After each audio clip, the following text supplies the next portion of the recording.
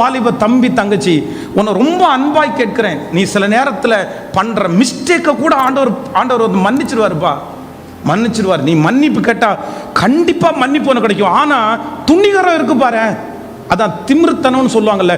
அவ்வளோ பெரிய தப்பை பண்ணிட்டோம் அப்பாவை திட்டுறது, அவ்வளோ பெரிய தப்பை பண்ணிட்டோம் அம்மாவை திட்டுறது, அவ்வளோ பெரிய தப்பை பண்ணிட்டோம் கொஞ்சம் கூட உணர்வே இல்லாம என்ன இப்போ யாருமே பண்ணாததா பண்ணிட்டேன், யாருமே செய்யாதா செஞ்சுட்டேன், அதெல்லாம் ஒன்றும் கிடையாது. இந்த ஆண்டவர் வேதம் சொல்லுது, தேவனே நொறுங்குண்டதும் நறுங்குண்டதுமான இருதயத்தை புறக்கணி. உங்க மனசுக்குள்ள என்ன வரணும் அப்படின்னா, சிலருக்கு சர்ச்சில் உட்காந்து பார்த்தீங்கன்னா செல்ஃபோனை நோண்டிட்டு இருப்பாங்க, சர்ச்சில் உட்காந்து எஸ்எம்எஸ் அனுப்பிட்டு இருப்பாங்க, சர்ச்சில் உட்காந்து சேட் பண்ணிட்டு இருப்பாங்க. ஆனால் அவங்களுக்கு வந்து அது யாராவது ஒருத்தர் சொன்னால் அது ஃபீலே இருக்காது. அது ஃபீல் இருக்கு. என்ன பிரச்சனை இப்போ? ஆமாம், அவர் போடுற மொக்கைக்கு அவர் இப்படி மொக்கை போட்டிருக்கிறாரு, அவர் இப்படி பண்ணிட்டு இருக்கிறாரு, அவர் இப்படி பண்ணிட்டு இருந்தாருன்னா எங்களுக்கு வந்து கண்டிப்பாக வேற. அப்போ நான் சொல்றேன், ஒரு தேவாலயத்தில் உட்கார்ந்து ஒரு பயமே இல்லாம, ஒரு பக்தியே இல்லாம நீ தப்பு பண்றதே மிகப்பெரிய பாவத்துக்குரியது.